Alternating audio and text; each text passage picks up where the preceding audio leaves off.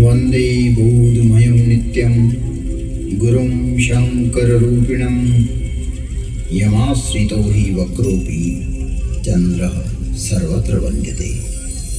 भवानी शंकरौ वंदे श्रद्धा विश्वासरूपिणौ याभ्यां विना न पश्यन्ति सिद्धः स्वान्तः स्थमीश्वरम्।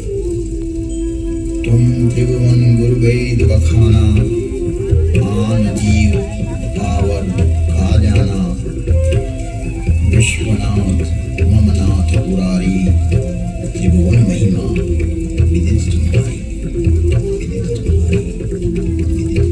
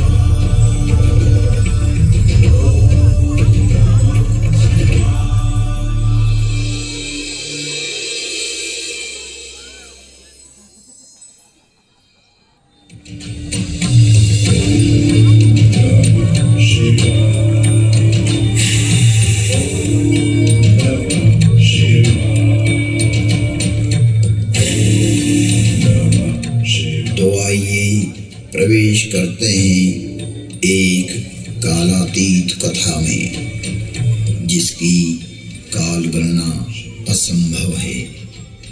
घटना युगों पहले की है कि जब अनेक अंतरिक्षों में अनेक ग्रहों पर उद्भव, पालन और संहार हो रहा था, अर्थात कई सारी सृष्टियों का प्रादुर्भाव और विलय हो रहा था। कई वहाँ की सभ्यताएं विकसित हो रही थी तो कोई नष्ट हो रही थी, और वर्तमान में भी यही क्रम अनंत कालों से चल रहा है और अनंत कल्प कल्पांतरों तक चलता ही रहेगा। यह अंतहीन क्रम है, परंतु यह घटना इस पृथ्वी नामक ग्रह की है कि जब यहाँ सब कुछ निशब्द था, समस्त पृथ्वी जल आप्लावित थी, तभी भगवान विष्णु ने वराह रूप धारण कर पृथ्वी के कुछ भाग को जल से बाहर निकाला, जिससे कालांतर में इस पृथ्वी पर जीव पनपने लगा। और एक बड़ी काल गणना के बाद यहाँ मानव पैदा हुआ, किंतु उसे किसी प्रकार का बोध नहीं था, किसी भी प्रकार की अभिव्यक्ति की समझ नहीं थी। ना तो उस समय शब्द था, ना कोई वर्णाक्षर। चराचर जीव जगत अपने अपने समूह में एक मूक दृष्टि से एक दूसरे को निहारते थे, लेकिन कुछ भी अभिव्यक्ति नहीं कर सकते थे। चारों तरफ इस पृथ्वी पर सन्नाटा ही सन्नाटा था। प्राकृतिक स्वरों, ध्वनियों के अतिरिक्त यह पृथ्वी निशब्द थी।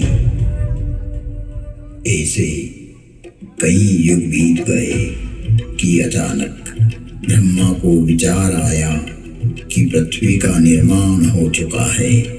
विष्णु ने अपनी व्यवस्था भी व्यापित कर दी है, लेकिन शब्द की उत्पत्ति कौन करेगा? बिना वाणी अभिव्यक्ति कैसे हो पाएगी?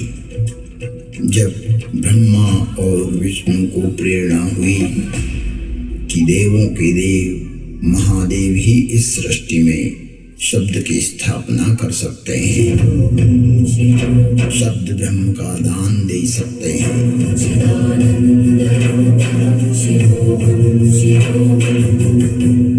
परंतु शिव का समय अधिकतर समाधि में ही व्यतीत होता था।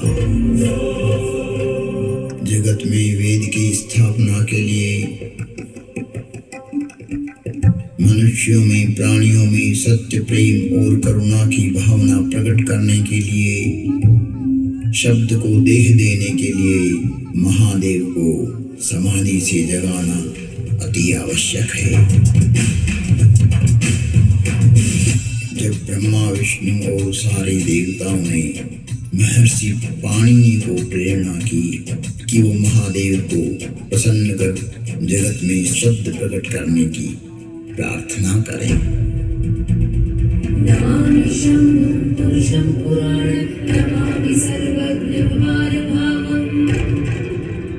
महर्षि पाणिनि की निष्प्रिय एवं जगत कल्याण की भावना से की गई तपस्या ने भगवान शिव की समाधि में विघ्न डाला।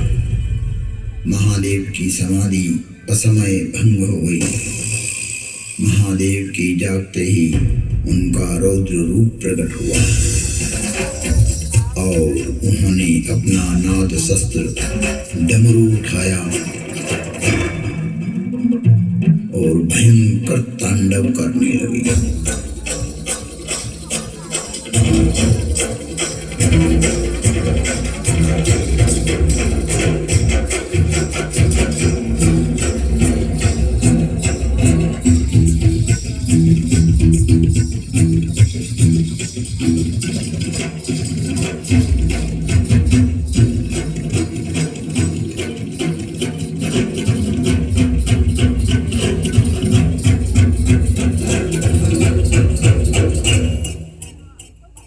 इतना भयंकर तांडव किया कि पृथ्वी हिलने लगी, आकाश में बिजलियां कौंधने लगी। पृथ्वी को हिलते देख ब्रह्मा ने सोचा, कहीं प्रलय की वेला तो नहीं आ गई। चारों तरफ समुद्र में उफान आ रहा था। हवाएं चक्रवात का रूप लेकर आकाश की ओर बढ़ रही थी। पूरी पृथ्वी अपनी दूरी पर ऐसे डोलने लगी मानो पृथ्वी समुद्र पर तैर रही हो। तब महादेव ने अपना डमरू बजाया और असमय समाधि में हुए विघ्न के कारण तांडव करते हुए मानो अपने इस नाद से संसार को बधिर कर देंगे, इस सृष्टि को समाप्त कर देंगे और उसकी तीव्रता को प्रकट करते हुए प्रचंड एवं भीषण गंभीर ध्वनियां पैदा करते हुए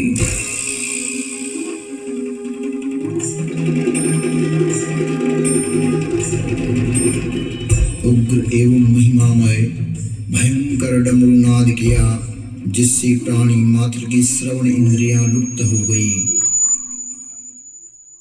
नाद इतना भयावह था कि प्राणी मात्र के कर्ण भेद हो गए।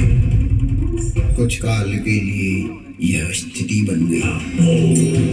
महादेव तांडव करते हुए अपने उग्रनाद वाद्य से कुछ ऐसी शाब्दिक रचना की जो आज इस भूमंडल पर शब्द और श्रवण का कारण है, जिसे महर्षि पाणिनि ने अवरुद्ध हुई अपनी श्रवण इंद्रियां पुनः जागृत होने पर शब्दों में पिरोया। जगत कल्याण के लिए महादेव की प्रेरणा से नाद वाद्य से निकली हुई ध्वनियां जो आज इस संसार में व्याप्त है। इस भूमंडल पर कोई भी व्यक्ति किसी भी भाषा में अपनी अभिव्यक्ति करता हो, उसका उद्गम स्रोत महादेव का डमरू ही है। और वो डमरू इस प्रकार बोला, ऐं ऋ ऋ ऐं ऐऔच हयवरट लण यमगणनम जभय गणदश जब गणदश खपचटत चटतव कपय शशशर हल।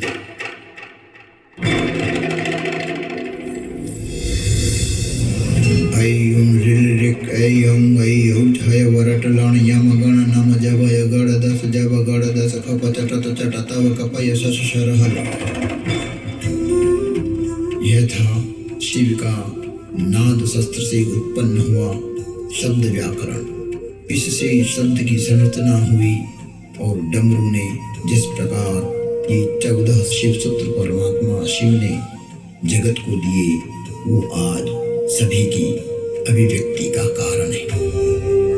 इति माहेश्वराणि सूत्राणि अनादि संज्ञार्थानि ऐसा मंत्या इतः हकारादि स्वकार उच्चारणार्थ लणमध्ये तत्संज्ञकः।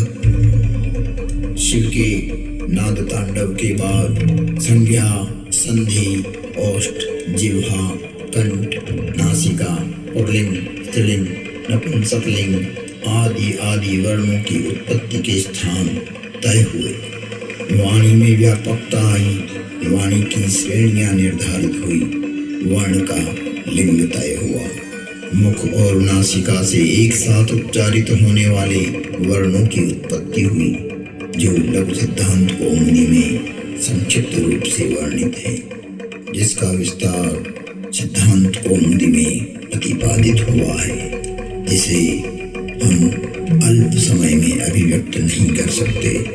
शिव के निनाद तांडव के उपरांत महर्षि पाणिनि ने शब्द की रचना की और अक्षर को रूप देने के लिए प्रथम प्रार्थना की। नत्वां सरस्वतीं देवीं शुद्धां गुण्यां करोम्यहं पाणिनीय प्रवेशाय लघु सिद्धांत कौमुदी। महर्षि पाणिनि ने विनय कर लघु सिद्धांत कौमुदी की रचना की, जो आज इस जगत में सर्व भाषाओं का मूल है, जो कि सनातन है, शाश्वत है। नृत्यावसाने नटराजराजः ननाद ढक्वां नव पंचवारम् उद्वर्तु कामादि सनकादि सिद्धैः एतद्विमर्शैः शिवशत्रुजालम्। तुम त्रिभुवन गुरुवेद बखाना आन जीव पावर का जाना। विश्वनाथ ममनाथ पुरारी त्रिभुवन महिमा विदित तुम्हारी।